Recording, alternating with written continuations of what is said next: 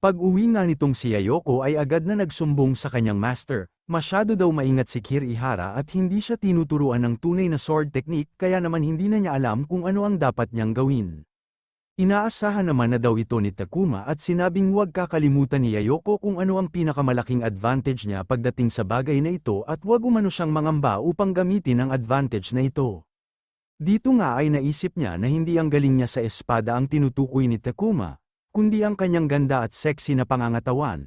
Pero ang tanong daw ay kung paano niya ito gagamitin sa manhid nating bida na pera lang ang laman ng utak. Dahil nga sa natahimik itong si Yayoko kakaisip ng kung ano-ano ay tinanong siya ni Takuma kung sa tingin niya ba ay hindi karapat-dapat sa kanya si Kirihara, pero hindi naman daw ito ang ibig sabihin ng katahimikan ni Yayoko at muli sinabi nga ni Takuma na si Kirihara ay isang talentadong bata at malamang na magandang lahi daw ang mabubuo pag nagkatuluyan sila ni Yayoko. Napaisip na nga lang ito sa sinabi ni Takuma na magkakaroon sila ng magandang lahi habang naalala ang ating bida. Samantala kinabukasan nga ay makikitang naiinis itong si Yayoko sa dami ng flash na kanyang nakikita, dahil nga sa tarpaulin niya at marketing strategy ng ating bida ay dinagsa ang kanilang tahanan para kumpirmahin kung dito nga nag-aaral ng kendo itong si Yayoko at upang matuto na din ng kendo style ni Lucius syempre. Bakas na nga sa mukha ni Yayoko ang pagkainis at galit niya sa ating bida, na tamang titig lang naman sa kanya habang iniisip na tila artista talaga ang kasikatan ni Yayoko sa iba't ibang paaralan dahil sa galing nito sa espada, at sa wakas ay magkakaroon na siya ng pagkakakitaan dahil hindi talaga maasahan si Nieting kung pera ang pinag-uusapan. Gigil na nga ito sa galit kung saan pati ang espada niya ay kumukunot na, pero bigla lang nitong sinabi na tanghali na master, baka pwede na tayong mag-umpisa sa klase. Kaya naman sinabi ng ating bida na sige ikaw na ang baalang magturo sa kanila, dahilan upang mapatanong na lang si Yayoko kung ano ang gagawin ng ating bida. Sinabi nga nito na matutulog muna siya sa likod ng kanilang bahay dahil kailangan niya umano ng lakas para mapalaki pa ang negosyo nila, at dahil pumunta naman ang mga estudyanteng ito para makita si Yayoko ay mas mainam kung siya na ang magturo upang maipamahagi niya din sa iba ang kaalaman niya. Na-realize nga ni Yayoko na nagpaskil ng tarpaulin o billboard ang ating bida upang makahikayat ng mga estudyante na siya mismo ang magtuturo at hindi si Kirihara, kaya naman sinabi din ito na mukhang nagkamali si Takuma nang sabihin niyang bagay sila ni Kirihara.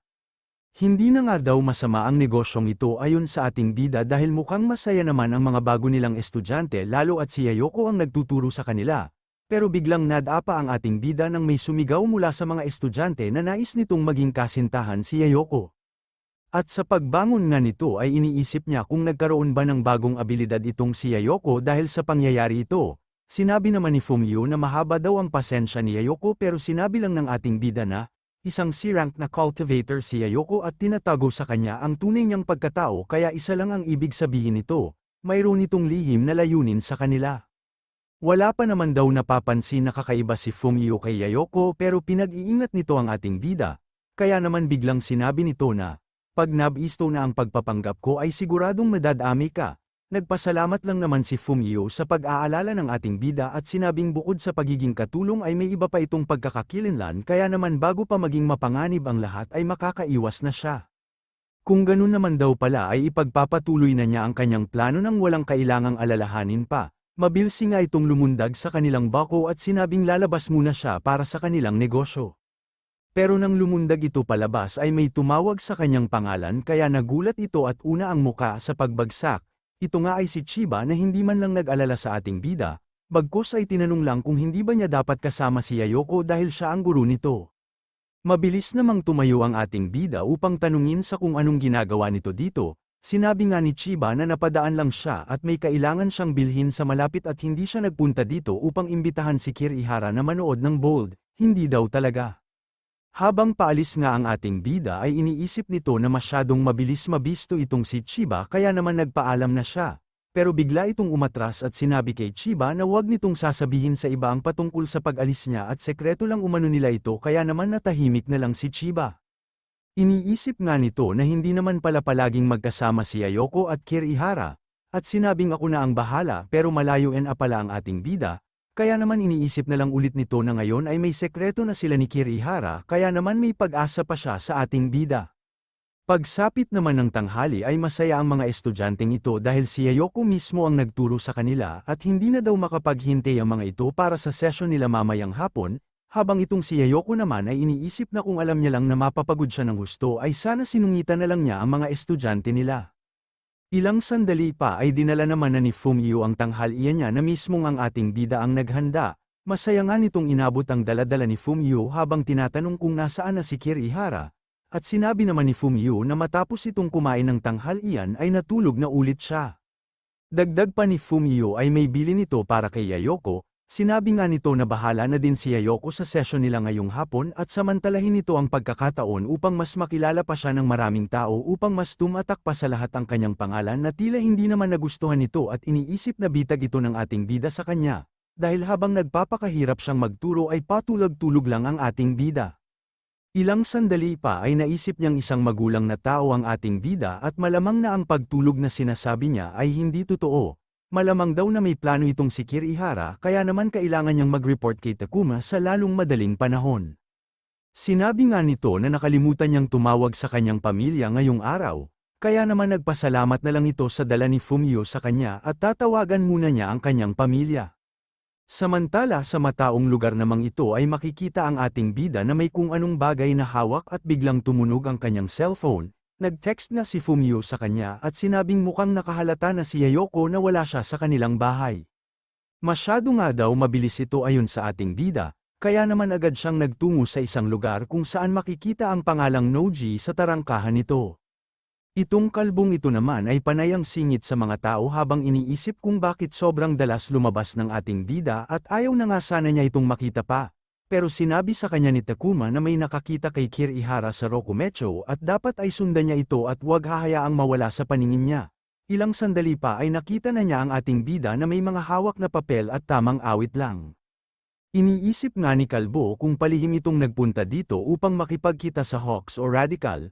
At kung ganun daw ang sitwasyon ay kailangan na niya itong patayin bago pa sila magkasundo sa kung anuman ang pag-uusapan nila. Dahil kung sakali umano ay malamang sa tuluyang masisira ang conservatives at ang mga miyembro nilang malalaking pamilya ay lilipat sa Hawks. Pero bigla na lang itong napamura ng malamang nagtungo ang ating bida dito upang mamigay ng flyers. Natahimik na nga lang ito habang pinapanood ang ating bida at sinasabing pag nag-sign up kayo ngayong araw ay si Yayoko mismo ang magtuturo sa inyo ng personal.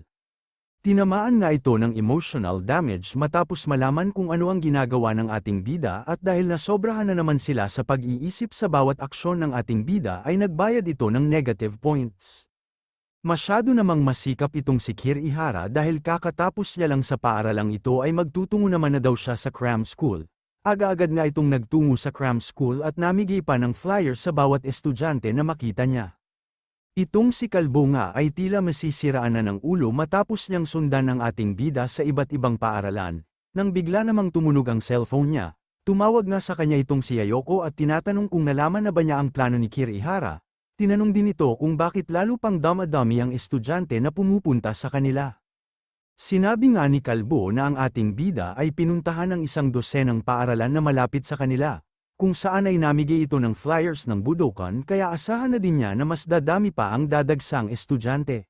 Matapos ang tawag masyado ang inis ng dalawa habang iniisip kung anong kagaguhan ang ginagawang ito ni Kirihara, samantala pagsapit nga ng hapon ay paldo-paldo ang ating bida at binibilang ang mga nakakamode niyang pera. Itong si Fumio nga ay hindi na alam kung tama pa ang ginagawa niya sa ngiting gago nating bida.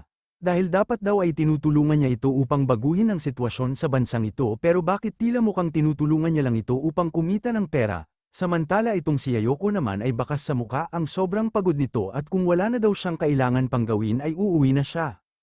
Napansin naman ng ating bida nang masyado ang pagod nitong si Yayoko at mukhang wala na umano itong lakas upang akitin pa siya kaya naman nakonsensya ito, at pinasalamatan sa lahat ng ginawa niya sa maghapon sabay abot sa kanyang komisyon. Hindi naman makapaniwala itong si Yayoko na binibigyan siya ng komisyon ng ating bida at kung empleyado daw ba ang turing sa kanya nito. Agad nga niyang sinabi na hindi niya kailangan ng komisyong ito pero pinilit naman siya ng ating bida habang sinasabi na kunin mo na at ang perang ito ay kinita mo dahil sa maghapon mong trabaho. Dagdag pa nito na iba ang pakiramdam pag nahawakan mo na ang perang pinaghirapan mo. Matapos nga niyang maibigay kay Yayoko ang pera ay tinanong niya ito kung ano ang pakiramdam niya at kung hindi ba ito masaya habang hawak ang perang pinaghirapan niya. Habang si Yayoko ay tahimik lang naman, nagpaalam na nga sa kanya ang ating bida dahil kailangan na din niyang magpahinga. Pero itong si Yayoko ay iniisip pa din ang patungkol sa sinabi sa kanya. Sa kasalukuyang posisyon nga nito sa conservatives ay hindi niya problema ang pera, pero ito umano ang unang beses na kumita siya ng sarili niyang pera, at masarap nga daw pala talaga ito sa pakiramdam kaya naman itatabi niya ito pagka-uwi niya. Samantala pagsapit ng gabi ay paalis ang ating bida, at dahil nga sa pag-iikot nito sa iba't ibang paaralan upang mamigay ng flyers ay nakabisado na niya ang lugar ng Nishikyo, at dahil matagal-tagal na siya dito sa Japan ay kailangan na daw niyang ibigay ang regalo niya sa Kamisho. Nagtungo nga ito sa isang bahay at dito umano nakatira ang taong naglagay ng bounty sa kanyang ulo, habang inaalala nga niya ang sinabi ni Mingyu kung saan sinabi nito na ang pangalan ng naglagay ng bounty sa kanyang ulo ay si Hiroshi Noji, ang anak ni Yashin Noji, isang B-rank na napatay niya sa ruin. Isang sasakyan nga ang huminto at dito ay lumabas si Hiroshi Noji kasama ang chikes na ito. Habang nakatingin sa kanila ang ating bida ay unti-unti nitong binabago ang kanyang itsura. Ilang sandali pa ay ginamit niya ang divine water upang gumawa ng butas at tuluyang pumasok sa bahay ni Hiroshi Noji. Pero bago pa man ito makababa ay agad siyang inatake nito na kinagulat naman ng ating bida, pero mabilis itong nakaiwas hanggang sa bigla namang sumindi ang ilaw at sinuksok nga ni Hiroshi ang kanyang espada nang makita niyang ito ay si Hirono Kitamura. Iniisip nga ni Shu na buti na lang at ginamit niya ang muka ng isa sa mga kamisyo dahil kung hindi ay makikilala siya nito, mabilis namang tumalon si Shu upang samantalahin sana ang pagkakataong nakasuksok ang espada ni Hiroshi. Pero mabilis din itong sumugod patungo sa ating bida at sinabing akala mo ba mapapatay mo ako? Ako yata ang may pinakamabilis na espada sa lahat ng C-rank sa bansang ito. Pero ginamit ng ating bida ang spirit sword niya dahilan upang maputol ang mga espada nito at ilang sandali pa ay nakatutok na sa likod ng hindi pa din makapaniwalang Hiroshi sa kung paano ito nangyari. Binutes nga ng spiritual sword ng ating bida ang katawan nito habang iniisip na, handa itong si Hiroshi sa mga biglaang pag-atake na pwedeng mangyari at kung pangkaraniwang si-rank lang umano ang ating bida ay malamang sa mahihirapan siyang labanan nito. Nanginginig naman ang chikes na ito habang nakikiusap na huwag siyang patayin. Inisip nga ng ating bida na pangkaraniwang tao lang ito kaya hindi na niya ito kailangan pang patayin, kaya naman mabilis siyang umalis at sana daw ay natandaan ng babae ang kanyang muka. Magagamit nga daw niya ang babaeng ito upang malaman ng iba pang miyembro ng kamisyo na si Kitamura ang pumatay kay Hiroshi. Ilang sandali pa ang nakalipas ay nakita ng matandang ito mula sa black box na hawak niya na si Kitamura ang pumatay kay Hiroshi, habang itong si Kitamura ay nakaluhod lang sa harapan ng matanda at tinatanong kung ano sa tingin niya ang nangyari dito. Sinabi nga ni Kitamura na taong labas ang may kagagawan pero ang pag-frame up umano sa kanya ay hindi ka panipaniwala. Sinadya nga daw ng pumatay na mag-iwan ng testigo, pero hindi naman ito alam ang tungkol sa black box na naka-install sa lahat ng bahay ng core members ng Kamisyo. Ang black box nga na ito ay na-record ang pangyayari, at kung miyembro nga daw ng Kamisyo ang pumatay kay Hiroshi dapat ay kinuha nito ang black box upang itago ang ebidensya. Tama naman daw ang lahat ng sinabi ni Kitamura kaya inutusan nito na ipagpatuloy ang imbestigasyon sa pagpatay na ito. Samantala habang nakatingin nga ito sa butas sa itaas ay iniisip ng matanda na kakaiba ang butas na ito dahil sa masyado itong makinis, ayon nga daw sa witness at sa na-record na audio ng black box ay mabilis lang ang naging pangyayari at iniisip nito na isang Earth-type awaken ang assassin. Bigla nga niyang naalala ang balita sa pagkamatay ni Gia kung saan may isang Earth-type awaken ang tumulong kay Yishao upang mapatay ito, at malamang nga daw na nasa bansa na nila ang miyembro ng Dragnet na ito upang maghiganti. Nanggigigil nga ito habang iniisip na matapos magising ang leon ng silangan ay masyadong misteryoso ang galaw nila at ilang sandali pa ay nagulat ang mga kasama nito nang maramdaman ang kanyang aura. Inutusan niya ang mga ito na ipaalam sa lahat ng miyembro ng Kamisyo ang utos niya. Kailangan umano nilang panatilihin sa pinakamataas na antas ng alerto ang kanilang seguridad at pagbabantay dahil napasok na naman ng Dragnet ang kanilang bansa. Bahing naman ang bahing ang ating bida kaya iniisip niya kung sino kaya ang mga nakakaalala sa kanya. Pero hindi na umano mahalaga yon dahil habang nakatingin siya sa kanyang system ay sinabing ang kita niya lang ang mahalaga. Sumasabog nga ang pasok ng negative point sa ating bida na iniisip kung ito ba ang pasalubong ng Kamisyo sa kanya. Ang mga natitirang miyembro o karamihan ng miyembro sa kamisyo ay mula sa radicals o hawks kaya dapat lang sa kanila ang mamatay, at kung patuloy siyang papatay ng mga miyembro nila ay sigurado umanong magliliwanag na din ang pangatlo niyang galaxy. Masyado nga ang tuwa ng gago nating bida habang iniisip na, nakakaasar man ang panloloko sa kanya ni Nieting pero tama umano ang desisyon nito na ang ating bida ang ipadala sa bansang ito. Samantala sinabi naman ni Yayoko na ayon sa kanilang intelligence report ang lahat ng ebidensya ay tinuturo ang Dragnet, pero walang nakakaalam sa kung paano nakapasok ang Dragnet sa kanilang bansa at kung saan na nagtungo ito matapos patayin si Hiroshi. Sinabi din ni Yayoko kay Takamura, Takuma pala na pwede nilang magamit ang Dragnet at sa tulong nito ay babaliktarin nila ang sitwasyon ng conservatives at hawks o radicals. Pero sinabi ni Takuma na hindi ang Dragnet ang puwersa na kailangan nilang pagkatiwalaan, at hindi din maaaring makipagtulungan ang conservative sa Dragnet dahil malaki ang potensyal na magdulot ito sa kanilang bansa ng mas malaking panganib. Samantala sa base naman ng Dragnet ay makikitang masaya itong si Nieting, kaya tinanong ni Zujin kung bakit kitang-kita sa mukha niya ang lubos na kasiyahan, sinabi nga nito na patay na si Hiroshi Noji, kaya naman nagulat itong si Zujin dahil masyado daw itong mabilis, at ang ating bida daw ay siguradong kinikimkim ang galit mula sa mga taong niloloko siya at may balak na masama sa kanya.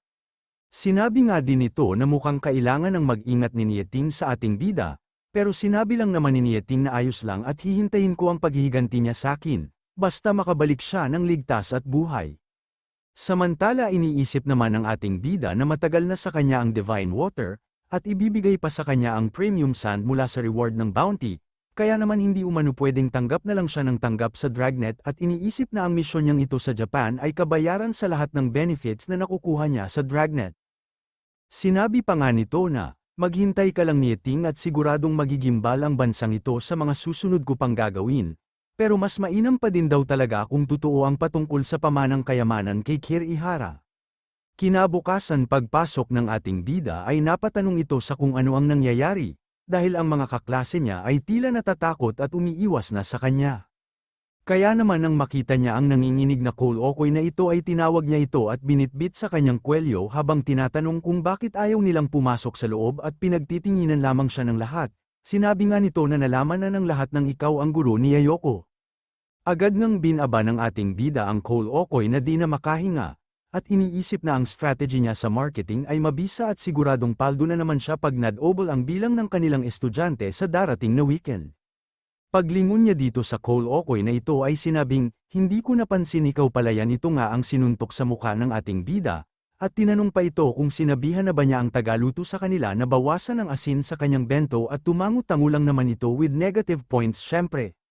Bigla naman siyang tinawag ng isang babaeng ito at sinabihan tigilan na ang kanyang ginagawa, sinabi nga nito na sa lahat ng estudyante sa paaralang ito ikaw ang higit na nakakaalam kung ano ang pakiramdam ng nabubuli, pero ano ang pinagkaiba ng ginagawa mo ngayon sa ginagawa nila sa iyo dati.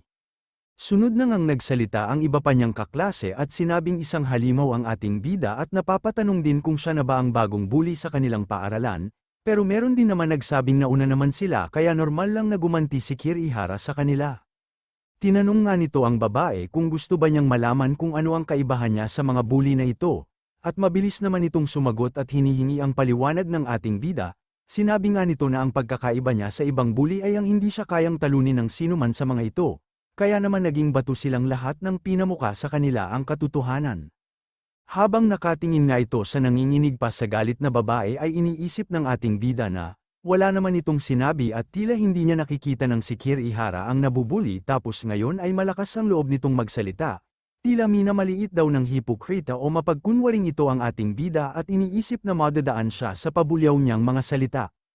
Samantala napukaw naman ang atensyon ng lahat nang makita nila ang naglalakad na ito. Ito nga ay si Yuna. Sinabi ng isa sa mga ito na nagtapat ng pag-ibig si Kirihara sa babaeng ito nung first year pa sila at kung ano kaya ang ginagawa nito dito ngayon. Lumalaki naman ang tenga ng ating bida habang pinapakinggan ang chismis sa labas ng classroom nila nang bigla siyang tinawag ng isang ito at sinabing hinahanap siya ni Yuna. Paglabas nga ni Kirihara ay sinabi ng may mahabang dilaw na buhok na ang love letter na binigay ni Kirihara sa kanya nung first year sila ay sinabit ni Yuna sa notice board ng kanilang paaralan at sinabi nga ng may purple na buhok na matapos itong mangyari ay mas naging tahimik pa si Kirihara sa kanilang klase. Hindi naman makapaniwala ang ating bida na nangyari ang ganitong bagay kay Kirihara, kaya nang makita niya si Yuna ay agad niya itong tinanong sa kung ano ang nais nito. Sinabi nga ng malditang ito na mukhang nagkamali siya sa ginawa niya kay Kirihara nung first year pa sila, dahil hindi pa niya ito lubos na kilala ng mga panahong yon. Pero nitong mga nakaraan nga raw ay usap-usapan siya sa kanilang paaralan at maging ng kanyang mga kaibigan, kaya naman nais niya sanang bigyan ng pagkakataon si Kirihara. Unti-unti nga itong lumapit at hinawakan ito sa kanyang kwelyo. Sabay tinanong si Kirihara kung payag ba itong maging kasintahan niya. Namula nga ito at natahimik ng bahagya pero ilang sandali pa ay, bumagsak ang mga nakapalibot sa kanila nang sabihin niyang okay lang naman ako kahit walang jowa. Hindi nga makapaniwala ang malditang ito dahil na-busted ang gaga, at hindi din makapaniwala ang iba na tinanggihan niya itong si Yuna. Namumula na nga lang ang maldita habang sinasabi ng iba na masyado siyang arogante at iniisip na may gusto pa din si Kirihara sa kanya matapos ang 2 taon, hindi naman daw siya Diyosa upang magkandara pa itong si Kirihara na kasalukuyang sikat na hindi lang sa kanilang paaralan kundi sa buong Nishikyo. Mabilis na itong tumakbo sa labis na kahihiyan niya, habang itong ating bida ay iniisip lang naman na kung ang tunay na Kirihara ay nabubuhay pa ay siguradong abot langit ang kasiyahan nito. Pero sa kasamaang palad ay hindi siya ang tunay na Kirihara.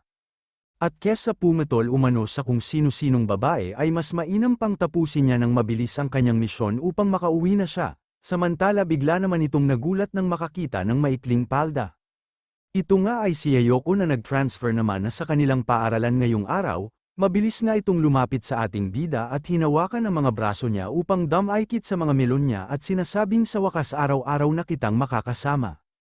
Matapos nga umanong kumalat ang balita ay alam na ng lahat ang pag-transfer ni Yayoko sa kanilang paaralan kaya naman dagsa na ang negative point sa ating bida, sapat na nga daw ang puntos niya upang pag-ailawin ang pang-5 bituin sa kanyang pangalawang solar system, at matapos nga daw magimbal ang buong Japan sa mga gagawin pa niya ay siguradong makakaipon siya ng sapat na puntos para sa ika-6 na bituin.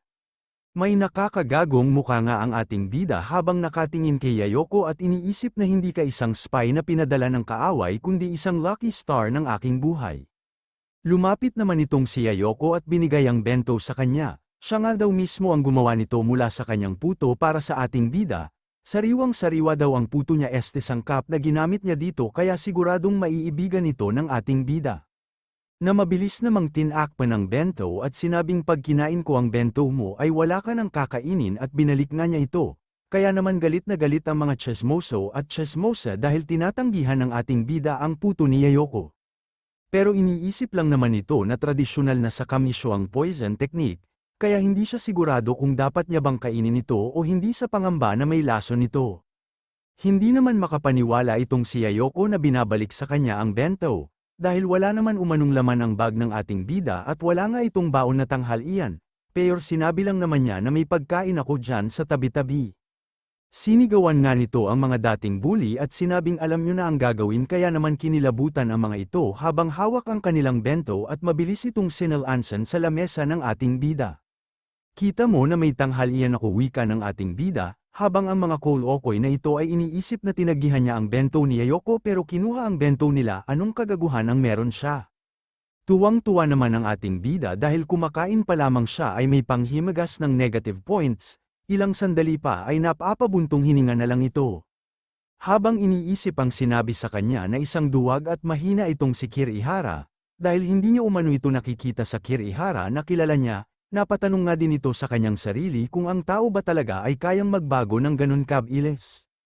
Pero habang nakatingin ito sa tila baboy na nating bida, ay iniisip na kung maskara lang ang suot niya o nagpa-plastic surgery ito ay hindi magiging makatotohanan ang bawat facial expression niya. Habang nakatitig lang naman sa kanya itong si Kirihara ay iniisip pa ni Yayoko na malamang sanay sosobrahan lang niya ang pag-iisip kaya kung ano-ano ang pumapasok sa utak niya.